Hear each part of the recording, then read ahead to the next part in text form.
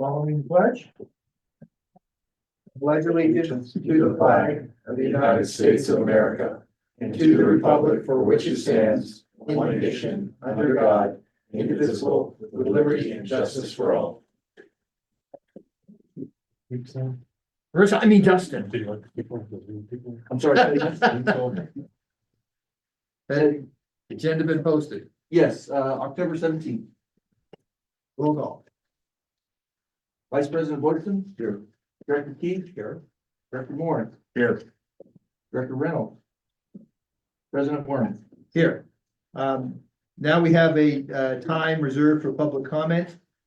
This is portion of the meetings reserved for matters for the public to speak to the board on matters within our jurisdiction, but that are not on the agenda. So if you have something you'd like to speak on that's on the agenda, you wait till you request that you wait till that comes on the agenda, then you'll have a full opportunity to speak then. The board may not take any action or even respond. It's the best interest of the person speaking to the board to be consistent to the point. There is a time limit of 5 minutes per individual to be allowed. Now, the comments from the public are not comments from the board or any staff member, okay? So people have a First Amendment right to speak, and it's our policy, and under the Brown Act, they have a right to speak, so we definitely want to follow that, allow that. Any person attending in person who wishes to comment on an item that's on the agenda, if you've requested form your request to speak, we'd appreciate that, or just let us know and we'll definitely give you a chance to speak. So now, is there any member of the public, either in person or online, who would like to speak on a matter not on the agenda? We do have in person, Michael Schultz. Michael, come on up. Good afternoon. Okay, this is a prepared written statement representing the views and opinions of our local mountain full-time residents. It is not written or collaborated with LACSD, which I have been falsely accused. Lake Arrowhead Woods is comprised of roughly 9,000 properties, which include three main entities: LACSD, AWAC, and ALA. LACSD takes care of our drinking water, first and foremost. AWAC takes care of preserving our forest, first and foremost. ALA takes care of our lake in a social club manner. LACSD is being bombarded with bad and misleading press from Arrowhead Woods Informed. At the same time, making sure our drinking water is safe. Arrowhead Woods Informed is damaging our property values by giving the public their opinion and perception that our water company, LACSD, is somehow negligent in performing its duties and doing nothing to solve the problem of PFAS. That's incorrect and false. Arrowhead Woods Informed is a public website that reaches around the world, and the two authors, Garen Vartanian and Ted Hike, have continuously given misleading and disingenuous statements, which affects our property values. A disingenuous statement can be handled once, maybe twice. After 3 times, 4 times, it's a lie. Who would want to buy in Arrowhead Woods or visit after reading that our water company, LACSD, is incompetent and our water is deadly? LACSD is in a fight against PFAS in our drinking water and years worth of misleading bad press from Arrowhead Woods Informed. On a personal note, my father was a pressman, and he came from the Bronx to South Central LA at the age of 13. He started working full-time immediately in the press department in downtown LA for the newspaper Herald Examiner, and later the Race Inform newspaper. He wasn't a writer, he was a worker. I worked with him on weekends, stacking newspapers in the 1970s. My father would share with me his wisdom about newspapers. My father said, if you own the information that goes out to the public, you own the public's opinion. This is what is happening here with Arrowhead Woods Informed being unchallenged and tainting our water company and community with many false and misleading narratives and a flat out lie when talking about a $6 million parking lot. LACSD's website gives the truth, showing that our quarterly average was hovering around 9. And since they instituted blending with Plawa, that number dropped to 6.3, which enhances the quality of our drinking water. Speaking about blending, the author Garen Vartanian states that ALA should be more focused on this issue. Why does he speak for ALA, who he never criticized on his website, but uses ALA's email blast to smear LACSD? LACSD handles its own business, and ALA has their own problems, such as their $100 million valve problem, and their lawsuits, and their rate increases, and their drop of membership. LACSD will continue to do their duty for our community. Also, the other author, Ted Hike, who called me a character, as if I don't have a name, did not suggest blending ALA with LACSD, but with AWAC, who preserves our forests. He stated that ALA could handle being in charge of the trees. Why do these two authors and two members of ALA continue apparently wanting to be in charge of these two other entities, AWAC and LACSD? Why? We do know that their website caters to outside investors and not to the community of Lake Arrowhead. The main author doesn't even live here. Also, LACSD works with AWWA, who serves multi-states and are absolute experts on asbestos concrete. And they rate the life expectancy at 65 to 105 years, depending on the region. Arrowhead Woods Informed states 50 years. Where do they get their information from? Also, I'd like to address speaking in the third party. Lake Arrowhead residents wish to remain anonymous due to threats from certain people, which has included blackmail, legal letters, being subpoenaed for unknown reasons, and fear tactics. And personally, I received a murderous threat, which is being dealt with accordingly. The threat did come from an outside investor. That should answer that question. Also, my wife will not become a widow, and my grandchildren will never become grandpa-less. We thank LACSD for hearing our frustrations and our opinions. Thank you, Michael. Anybody else?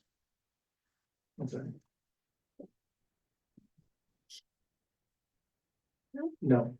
Okay. All right, next it's distinct honor and pleasure for a special recognition of board member director Steve Keith. Thank you, Mr. President. So, this is Steve's last meeting.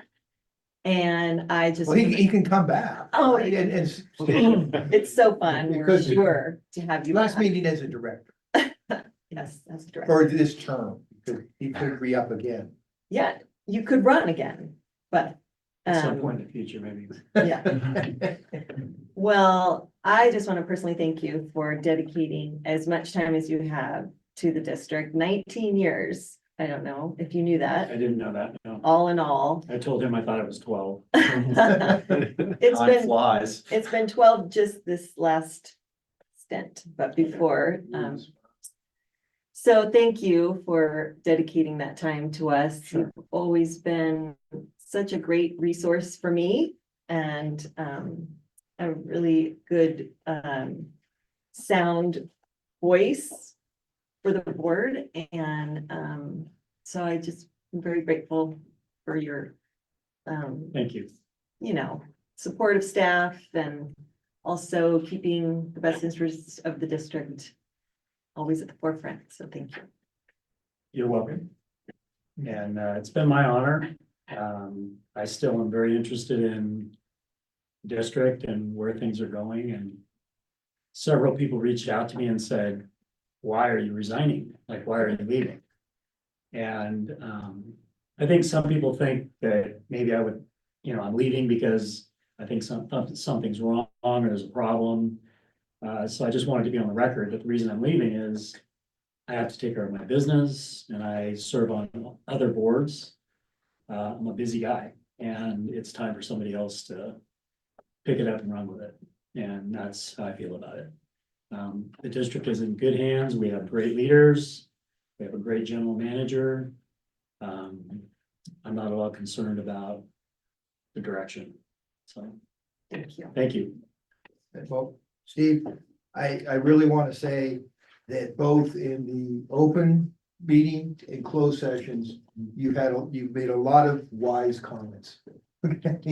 And with your business background and Some dumb ones negotiations. too. Well, okay, well, we won't bring those up. But you with your experience in business and negotiating with people and dealing with many people on your staff, you really brought a wealth of wisdom, and just being a good guy. And you contributed a lot to the district. So I wasn't here, I was here for the last 12 years, we were here for the first 7. But it's been great serving with you. There is one last task, I think, that you'll have to perform now. What is that? That would be water testing. Oh, very good. Oh, we're gonna do that now? Well, before you resign, I think Okay, great. we need to get your official opinion Right on. on the quality of the water. Of course, there may be some other ingredients added to it. All right. We're not expecting you to drink the whole thing How yourself. did you know that was my favorite? I've seen many empty cans of that in the Coldwell Banker parking lot.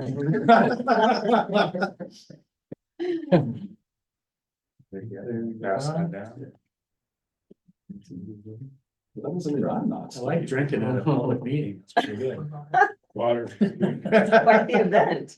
It's water. 19 years says you It's get. Lake Arrowhead water. We passing that down? Robert, you can have some? No, I got mine. I'm not drinking. You're not drinking? No. Anybody else? Dustin? No, good, thank you. You guys? Maybe later. Anybody out there? Michael, All right. come on up. Come on up. There you go. Thank you, Schultz. So, it's not much, but it's a certificate of appreciation that, I can get your picture. Okay. Thank you. It's around. Perfect. Thank you. Thank you. All right, let's- Cheers, everybody.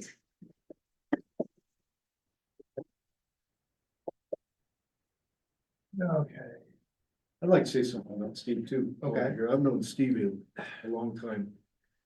And to say he's a busy man that's an understatement, the thing that he does in this community and in Big Bear now also. And you would be hard fought to find someone as generous as Steve. Extremely generous guy, both with his time, his money and his energy and we have benefited from Steve's opinion on things many times during tough meetings. And I appreciate it. Thank you. I appreciate that. And I guess I'll follow up with. I've known Steve for a very long time as well. And those people that don't know him. Don't know how good of a father he's been to his sons. I've had an opportunity to see that for as long as I can recall. They're very close with my sons. And I think that is more of a testament to anything. And having such a great relationship with your children and the way you've raised them. And you've brought that here as well in dealing with many of the situations that have risen over there. So congratulations on what really matters in that. Thank you. I appreciate that, Robert. Thank you all. All right, thank you, Steve. All right, now we're moving to the consent calendar. These are routine and expected to be routine and non-controversial items acted on at one time without discussion unless an item is withdrawn. A board member for questions or discussion. If a person wants to speak on any matter on the consent calendar, please let us know. We'll give you that opportunity. Does any board member want to withdraw a matter from the consent calendar? No. Okay. All right, do we hear a motion? Do we have any comments? Comments? There is a public, I'm sorry. his hand up. I'm sorry, Garen. Go ahead. Yeah, can you hear me? Yes, we can. I just have a question about that water toast you guys did for Steve. Okay. You guys are toasting with Clawa water. The LACSD building is connected to Clawa water. So you guys aren't even drinking LACSD water. Could you guys redo the toast with LACSD water? It's brewed from Lake Arrowhead Brewing Company. Very tasty, very tasty. So it's not the LACSD water you're toasting with? No, we're not toasting with water. Well, it's mostly water. Well, I would say it's 99% water. It's very good. No, it's not from Claw, it's from the lake. Well, you're drinking the lake water. Correct. Okay, anything else? Yeah, it's consent calendar, right? Yeah. Well. Motion? Anybody else, Dustin? No. No, okay. I'll move Motion? we approve the consent calendar. Do it on second. Okay, I think we have a roll call vote for this. Vice President Boyson, Yes. Director Keith, Yes. Director Morris, Yes. President Warren. Yes. Consent calendar is approved. Next, we have information and discussion items. First is the engineers managers report. Gus. And instead of Scott, we have his able replacement. Good evening, members of the board. It's good to see you guys again. For the members of the public, I am not Scott. He was ill this morning, so he will not be attending. I just did a scramble to kind of, get everything together. So if I don't have answers for everything, I do apologize, but I will do my best to keep you guys informed. So the first item here, if this is an informational item, we have an attachment that contains our capital improvement program status for all the jobs going on for water and wastewater. You guys should have been handed that. There are quite a few projects. I'm just gonna touch on the ones that are under construction or there's something worth discussing. But if you guys have questions for anything else, I'm more than happy to answer those. The first job on the list would be the corporation yard. Nothing major to report there. Trinity has a punch list that they're working on, nothing major there. We do have the electricians, Amtech, if you guys can call them, they are there working. And we have a HVAC bid that we will later discuss, it's an agenda item. And we had a job walk for drywall and T-bar, so we're just getting stuff, keep moving, but that's where that's at. The Highland sewer replacement, that project is 100% complete now. They are contractors, they did pave, and then they were gonna return a stripe, but county happened to just be striped in an area, and they must have mixed up their work orders and actually striped our area. So, We never got anything from them. yeah, so that's actually complete now. The contractor is demobilizing, so we should be out of there next 1 or 2 days. You should see a clean site and they'll be out. Nothing, we'll report on that later is for acceptance, but it went well, nothing major. So we're really happy with it. Next job would be the skater room at the Grass Valley wastewater treatment plant. Construction started on the 15th. They demoed, they actually passed compaction testing for the footing excavation. So now that that's passed, they'll be able to move on to rebar, cement, and just keep the job going. So that's in the early stages, but it's moving. The village replacement that was completed, that was on the consent calendar. The well 5 at the golf course. So they did complete the mechanical cleaning. When it came to the chemical cleaning, they encountered some pressures that they just didn't feel comfortable with the equipment they had. So they're actually offsite modifying some of their equipment. That way they can return and finish the chemical treatment portion of it. So hopefully that wraps up here soon, but that is where that project is at. If you guys have any other questions for any of these jobs, I'm happy to answer them. Questions from the board? Okay. Any questions, comments from the public? Nope. Okay, all right, very good. Thank you, appreciate it, very informative. Next, we have field operations, I believe. Nathan? Thank you, Mr. President, members of the board. This is the field operations quarterly report. Want to start out with some background information on LACSD's pipeline.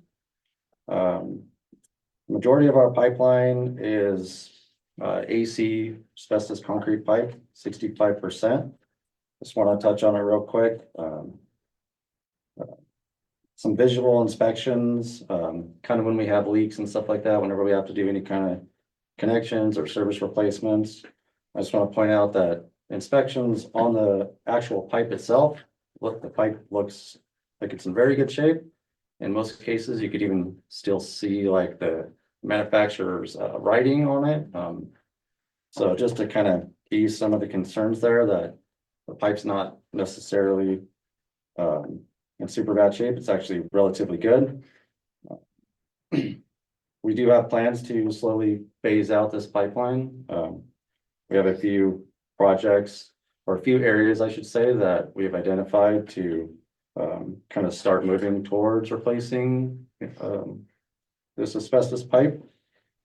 We primarily have most of our water leaks in steel, service lines, steel mains, what little we have left. We've done pretty decent job of eliminating most of the steel water mains that we had. Now we're kind of moving towards working towards the AC section of this pipeline. So moving on from that, if you guys go to page 51 for the field operations water report. There's not a whole lot on here. I just want to point out in the third quarter that leaks in water mains, we had 3 leaks in water mains. All the rest of them were primarily in service lines or yeah, just mainly just service lines and a few hydrants, lateral, stuff like that. On the next page, 52 is the water leaks for the third quarter. I want to point out that there's two main leaks on here for AC pipe. One of them is in a 4-inch and the other is in a 10-inch. Just kind of to show you how many total leaks we have in our AC pipe, just to point that out. I do want to point out the leak on golf course. That was in a 10-inch AC pipe. We had that leak right directly underneath a culvert that had failed. The whole bottom of it is rotted out, large holes directly underneath it. All of the dirt and everything was settled and eroded out of there, and that's right where we had our water leak in a coupling. So that pipe had settled, caused some stress on that coupling, and that was kind of the main reason for that large leak there. It was hard to get to, it was pretty deep. That water loss was kind of high for that one, so I just wanted to point that one out. But we've since contacted the county. We're gonna have that culvert hopefully replaced by them sometime in the future. They kind of put it out as that's one of their projects they're gonna do, so hopefully that'll help that area, eliminate any other leaks like that. I also want to point out that golf course leak is one of the areas that we have identified to start replacing AC water main. So that's on our planned CIP projects. On the next page, 53, not a whole lot here, just normal stuff for wastewater. I do want to point out that we installed 338 feet of new sewer pipe. We focused a lot on trying to do repairs. Generally, we do this time of year in the summer when the ground's drier and we, better weather to try and get to some of these leaks. We really try to get a lot of these I&I type repairs that we find during the wet season. So just to point that out, everything else pretty normal. We had one category 4 spill that you'll see on the next page, 54. That was a spill of 20 gallons. It was a grease blockage in a manhole. We were able to recover all of it and return it back to the sewer with our vac truck. We were able to clean all the dirt, everything. So 100% of that was recovered and cleaned up. Other than that, if you guys have any questions on any of that, I'm happy to answer any. I have a couple of questions. Sure. When did we start using the asbestos cement pipe? If we have a age limit, curious. I would say And if you don't know. late you can- 50s, early 60s. Okay, Not 100% sure on that, but from everything that we've seen as far as, years on hydrants and stuff like that, that's a tell of when that main was put in. Usually we can kind of check the year on that. Most of that was put in the 60s on through to the mostly sixties, early seventies. That's kind of when it stopped. My second question is about the culvert. Sounds like it caused the, what did you call that, your coupler to give way. Is the county responsible at all for our leak? It's hard to say. They're gonna say no. Yeah. But are we able to go back and ask them, hey, it's, you're part of the road gave way and caused our leak? We could try, I mean, like a contractor, for instance, if they hit one of our pipelines, we do charge them. Yeah. I don't know. Just curious. I think we'd just rather have it fixed. I hear you. Yeah. Just a question. I had a question. On page 52, there was a leak on 929, 6,000 gallons on a steel pipe. What, on the highway, what was that? I honestly don't know. I'd have to get back to you on that one. That's okay. I I just don't- noticed it's a larger leak, nothing compared to the golf course leak, but it's a large leak compared to all the others for the month, so. That's okay, okay, thank you. No Yeah, other questions. some of those leaks, it depends, on if it was going for a little while longer, how quick we could have got to that leak. Sometimes that accounts for a little higher number, but I could definitely find that out for you. I can get that for you. Anything else? Public comment? Garen, got Sure. your hand up? Garen? Yeah, I have questions about this AC pipe.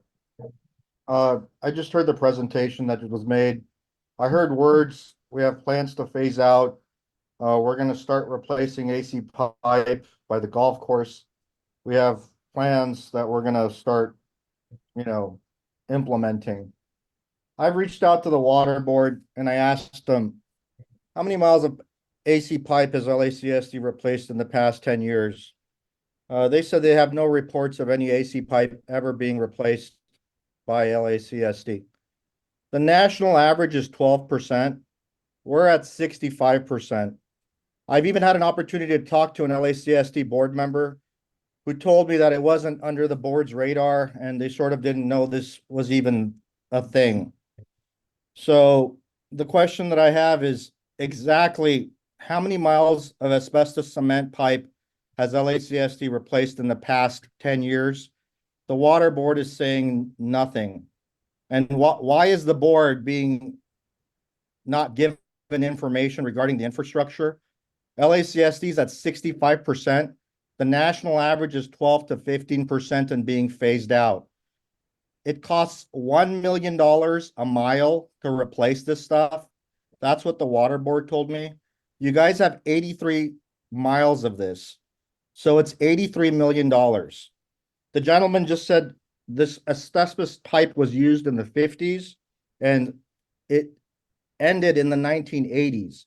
So the newest pipe is going to be 45 years old and the oldest pipe is 75 years old. The EPA is the one that's saying the longevity of the pipe is 55 years. That's where we're getting our source from. So I'd like to ask each board members, were you guys aware that LACSD has asbestos pipe? And was the board aware that no pipe has been replaced? And suddenly today, we have plans on replacing stuff and the golf course is going to be the first lucky area to get this replacement going.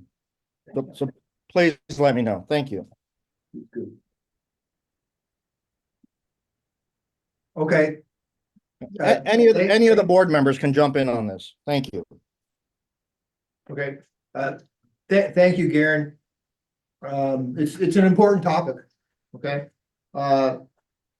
Some facts and Nathan or Catherine can jump in on that and correct me if I'm mistaken. But we do test for asbestos. And I think it's according to the national standards. And we test and it's been non-detect every time we test.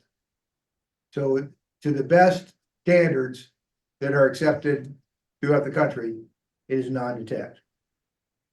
Our plant removes 99.9% of all asbestos fiber. bring in the plants. So, The water delivery pipes are after the plant. okay, so you have, and so the tests for the asbestos content are done in between the plant and after the water has gone through pipes which have asbestos in them. Okay. So far, we were not being mandated to replace this concrete pipe, but we do have some other mandates that we have to comply with. Number one is PFAS. And that is something that we have to comply with. There is no choice. It's not optional. We don't even have a number yet on what that's gonna cost us, but it could $10-15 million. We don't know yet, but it could be in that range. A second mandate we're required to do is to mitigate and reduce leaks, which we're doing with replacing of steel pipe. A third factor we have is upgrading, replacing, improving our water tanks. If there was an earthquake, we might have a problem, because if the water tanks are damaged in an earthquake, then there's no water. And that's a big problem, a real big problem. And then also we need to make sure that the water tanks are adequate for fire. So I'm not saying this isn't a concern, because I think it is. You bring up a good point. But at the present time, there's other matters that are more pressing that we have to deal with. And as you pointed out, I mean, to replace all of them would be, it's $1 million per mile. And that's not in our budget right now. But if we can get through these other projects, that's something definitely, as Nathan said, that would be the next one on the list. So thank you for your comment and bringing that to our attention. Are there any other comments from members of the public? No. Okay, very good. Okay. President Worm, can I just add? Sure. Regarding the asbestos samples that you were asking about, yes, we are required to take those. We take raw samples. Those would be every 9 years. Those are at Bernina and Cedar Glen Treatment Plant. Bernina Water Treatment Plant does have an asbestos concrete raw water line that goes from North Bay up to Bernina Water Treatment Plant. The samples are taken at the treatment plant after it's conveyed through the AC pipe. All of our samples are non-detect, both treatment plants non-detect. We're also required to take samples, as Mr. Batanian mentioned, post-treatment plant out in the system, and we have a site on Yosemite, and it needs to be representative of an area that's full of AC pipe, and that is, it's surrounded with AC pipe. And we've taken that sample as required every 9 years and non-detect as well. So just wanted to kind of clarify that, so. All right.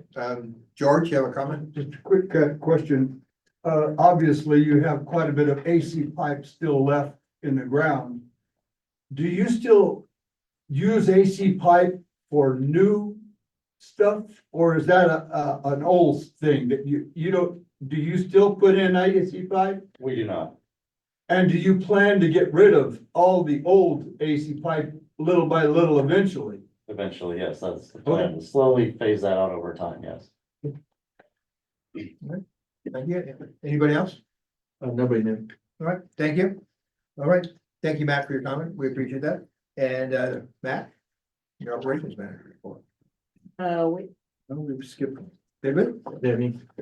Oh, well, I mean. I got 2 hands, you got nothing to say, I mean. Multitasking over there. Slide out of money. Yeah, so I'm here to talk about the Human Resource Manager's third quarter report.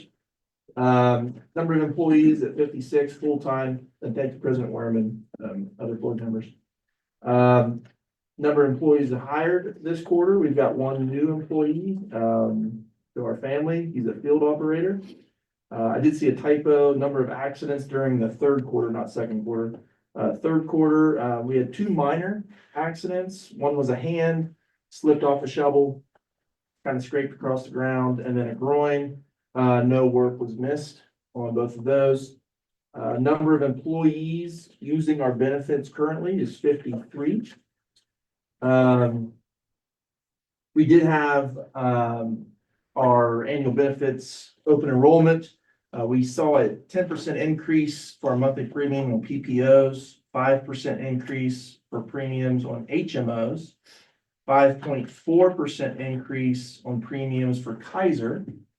We did, and this was a typo as well, a 2% decrease in monthly premiums for vision. And then there was a 0% increase on premiums for dental. We did put in a new policy added for the third quarter, indoor heat prevention. It addresses the excessive heat indoors starting around 82 degrees, how to report it, what to do, and how to prevent. Required training has been provided to all staff required by the new law. Safety and health. We have regular safety meetings and provide insight, deep thought, and action items that pertain to safety of the district employees and customers. And as always, our employees are always continuing education as they work here. Questions, comments from the board? Public question, comment? No. Okay, all right, thank you very much. Then we'll move to Matt. Thank you, Mr. President, members of the board. This is my operations manager's report. It gives her an update on water delivered in the current calendar year. So the report begins on page 57. If you flip over to page 62, that's where I have the analysis, and I'll just go over a couple things, the highlights or things that jumped out. So through the 3 quarters of this year, consumption's up about 4% versus the first 3 quarters of 23. Now, when I say consumption, that's water delivered from the treatment plant to the tanks and not necessarily build units, different there. The lake draw's down quite a bit. It is about, let me see, 140 acre feet lower at this point as last year. Has a lot to do with all the additional clawwood that we've been purchasing this year. Yeah. Just to give you gentlemen a reminder, last year we ended the year with a total of 960 acre feet. And this year we're on pace, this 850 or so, which is, you know, slightly above half of our allotment of 1566. So preserving lake level there. Wells to the system, we're down this year, and that has to do with, we were missing a well 2 earlier. We got that one back, and well 5 is being rehabbed right now, and we're hoping to get that back soon. That's our highest producer, so looking forward to that. Through 3 quarters of 24, clawwood purchase is way up. As you gentlemen know, we've been purchasing a lot more clawwood, and so we've purchased, let me see, 260 acre feet roughly versus about 40 at the same time last year. So I'll mention that clawwood 2, that's the Rim of the World turnout, had that shut off on Friday, the 18th, just this last Friday, due to demand. Demand started to drop off. Not everyone has shut their irrigation off, but it appears most have. You know, we're at that point where it's been a little warmer, so we'll see. But clawwood 1 is still currently on at Bernina at 200 gallons a minute. And recycled water, we've delivered about 190 acre feet this year versus about 142 last year. And the reason last year was a little bit lower is because we got a much later start after the snowmageddon and things like that. So that's what I have for my report, and I'll take any questions if you might have them. Any questions, comments from the board? Did you have to traumatize me with reminding me about the snowmobile? I know. Good. Comments, questions from the board for the public? Don't say anything. Okay, great. Great. Thank you, Matt. Appreciate it.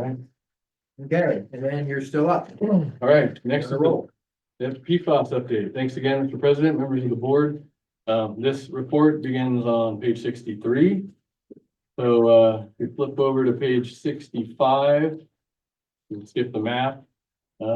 This has all the information on here since the last board meeting when we got together, technically in August. So these are the samples that we've taken or results that are now available, and these results are found on pages 66 through 76. But I'll just go over a couple of these or I'll mention them. So the first one, Cedar Glen Water Treatment Plant, the treated sample. This is the one we tried taking originally back in March. We had to resample it in July. We finally did get those results. So this would be the final 4th quarter of Cedar Glen Treatment Plant. just a reminder, this treatment plant is offline, has been offline, and then to take these samples, we had to fire the plant up and we put the water to waste, but so we could get these samples and fulfill our compliance. So anyways, this is the fourth and last quarter for the EPA UCMR 5 sampling event, and you'll see the PFOA came in at 11 parts per trillion and PFOS was 5. And previous PFOA was 12, 14, 11. And the PFOS was similar, is a 5.9, 7.2, 5.6. But the PFOA has been trending down based on that sample and other samples that we're going to discuss right now. So in the lake, it does appear it's been trending down. Next column, you'll see, or next row, you'll see the Cedar Glen Water Treatment Plant raw. If you guys remember, we took 2 samples there to confirm or deny there was a previous outlier taken of a 19.9 parts per trillion. That was done by a third-party agency and analyzed using a different method. And so we wanted to take the sample from 2 different points, 2 separate sample ports, and again, confirm or deny, is it a true 19 or is there Teflon tape on the threads of one of these that's influencing it? And the answer is no. The samples came back at 11 and 12 for PFOA, so not anything close to the 19.9. The PFOS was 6.3 and 5.5, and that's right in line with what we've been seeing. So that was good to see. And so the next sample we on this list was Grass Valley wastewater treatment plant influent, and we wanted to see if the increased purchase of CLAWA into the wastewater system, as far as what goes down the drains, if that has any impact or makes any difference in the PFAS content at the wastewater plant, and it does. And you'll notice that so the influent sample had a PFOA content of 4.6 and PFOS of non-detect. The PFOA was previously 12, 11 and a half. The PFOS had been 22 and non-detect, so now we have another non-detect there. But again, all these numbers are showing that PFAS is going down in the lake, trending down, and it also appears that it's trending down in our wastewater as we add more CLAWA to that as well. Grass Valley recycled, we took a sample there and the results were 7.7 for PFOA and 4 for PFOS. Both lower than previous samples taken for the recycled water. And I'll mention that we took another sample last Monday, the 14th. It's not on here because this packet was due prior to that. So we took a sample on the 14th. This is the voluntary sample we're taking of our finished water, Bernina water treatment blended, so we can use that number, which is more representative for what we're delivering to the customers for compliance for the California response level of 10. So as you might remember, the last sample that we did take after blending with CLAWA brought it down to 6.3. So we're interested and very curious to see what this next result is going to be, and we should have that result for you guys for the next meeting. So that was taken last Monday. Just to go through these other points really quick.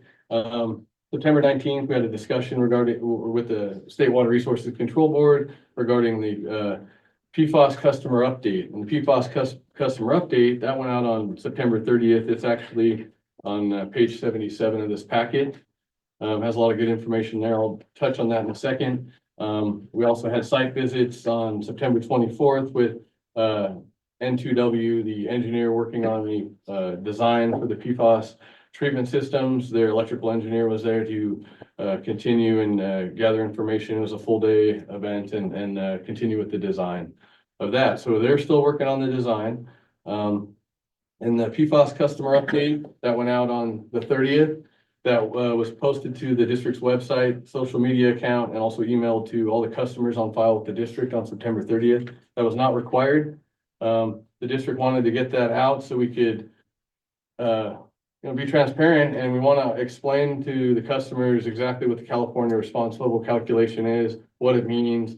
We explained that we've been purchasing more PLAWA to bring the levels down. And so it just talks about the district's commitment to the PFAS issue and the district's commitment to protection of public health.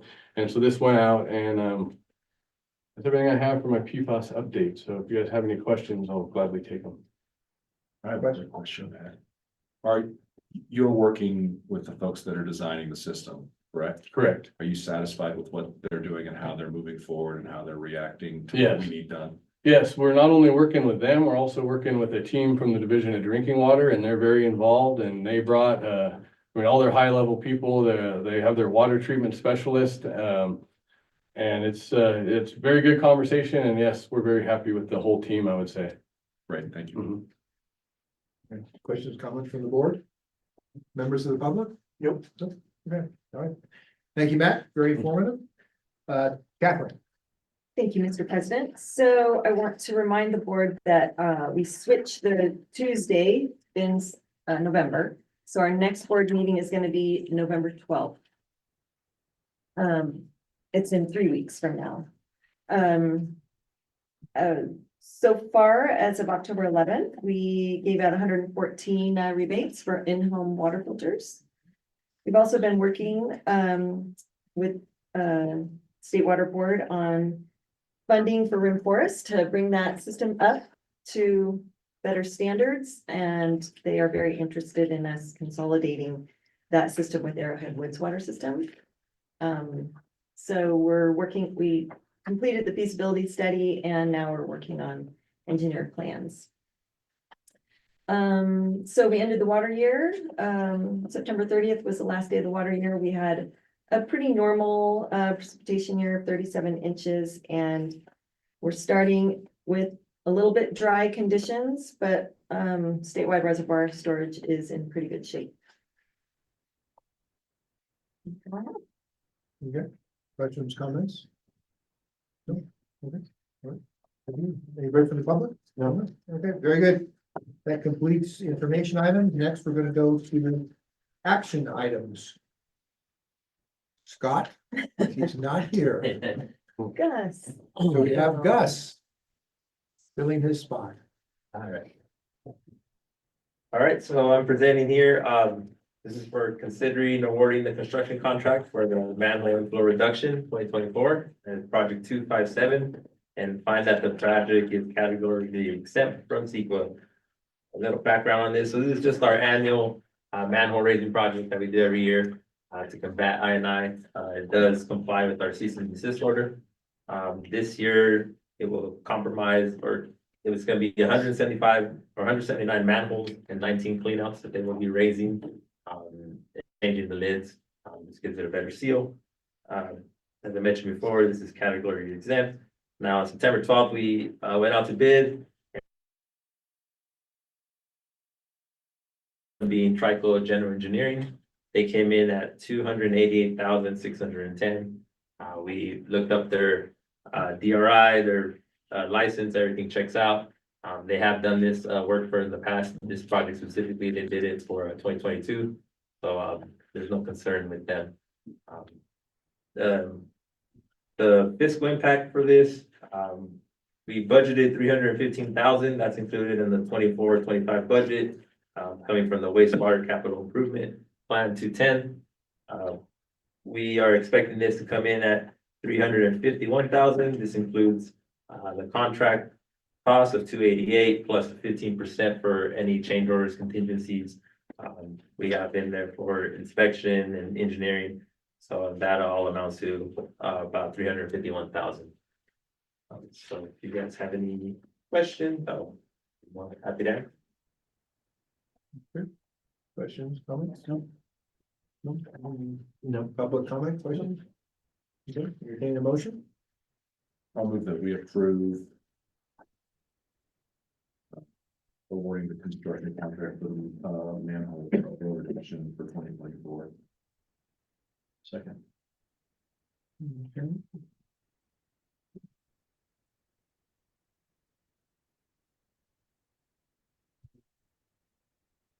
Okay. Vote.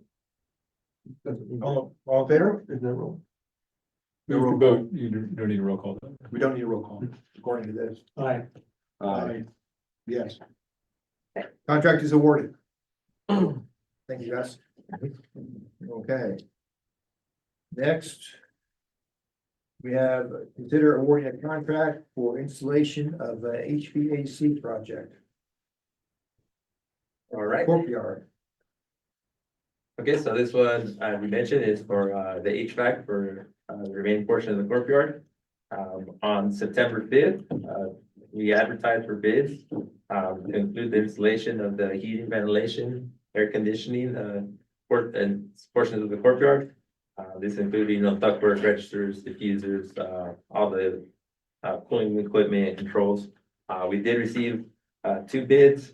Lowest one was for $27,990, so just shy of 28,000. And that came in from KMA HVAC and Construction. We reviewed the bid, looked up their licenses and everything, so they are qualified and they have a history of performing this type of work. We kind of floated the idea of doing some of this in-house, but it requires a C20 license. Yeah. That none of our staff has, so we went out to for bids. The fiscal impact associated with this is the 28,000 for the contract. We're asking for 15% contingencies. That will include any change orders potentially. And again, for inspection and engineering services, I think it's gonna come in at about $38,000. Environmental impact, in the past, the district filed initial study for a mitigated negative declaration of CEQA. We amended that in 2018 to kind of include the modifications for this project. So no issues there. Any questions? Questions, comments? Members of the board? Oh, sorry. Any, I'm sorry, members of the public? Yes, we have, Garen. Garen? I did have a question about the HVAC issue, but I had my hand raised up. It's a general question. Can I ask it? Sure, go ahead. So I just want the public to know the process. The board member that resigned, how will his seat be replaced? Is there going to be a special election? Or will there be an appointment and candidates who want to apply for the seat? What qualifications should they have and who should they get in touch with? Just so the public understands the election process, can you guys just explain that so everyone knows? Sure. So I think that's gonna occur at our next meeting. And it'll be a board appointment. And there'll be information on our website as well as at various locations throughout the district where the resigning member is a resident of, Also in the paper. and also in the paper. So there will be there'll be an opportunity for anybody who is interested and also has to be a member, has to be a voter from that specific district. So it's gonna be an individual within district number 2 who needs to apply, and then the board picks the person. Correct. Okay, thanks. All right, anything else? Nope. All right, I move that we approve the contract for installation of the corporation yard HVAC project number 253. second. All in favor? Aye. Aye. Okay, contract is awarded. All right, very good. Thank you, Gus. Appreciate it. Need to keep that under 82 degrees. All right.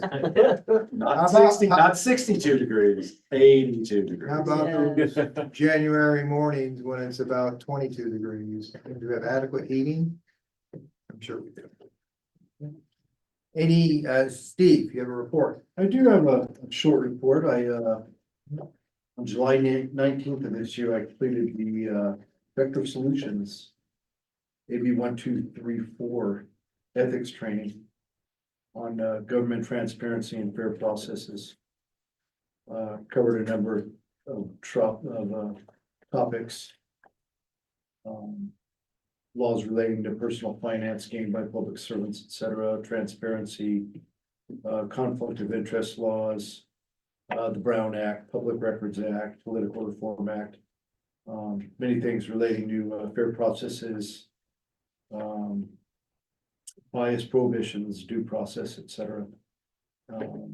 I've taken a number of these over the years in different jobs and this one's very thorough, I should say, very thorough, and I'd also like to report that I aced it. If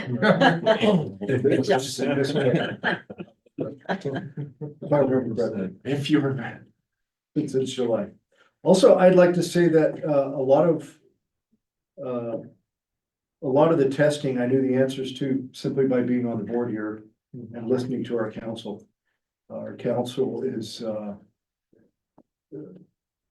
very good at knowing the law and knowing what we can say and can't say, keeping us out of trouble, I guess you should say.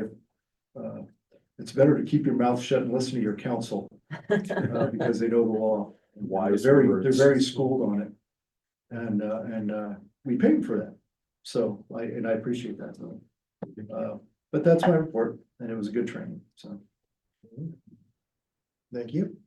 Now, do we have any board member meetings that board members would like to go to? No? How about board member comments? Board members want to make any further comments on any matter? No? Okay, we're gonna go into closed session now. We'll go into closed session for the two items that are stated on the agenda, number 15 and 16, threat to public services or facility, and public employee performance evaluation, general manager. All right, thank you very much. Thank you for attending. Thank you for all the questions. They were good questions. Thanks again. Thanks for coming. Recording stopped.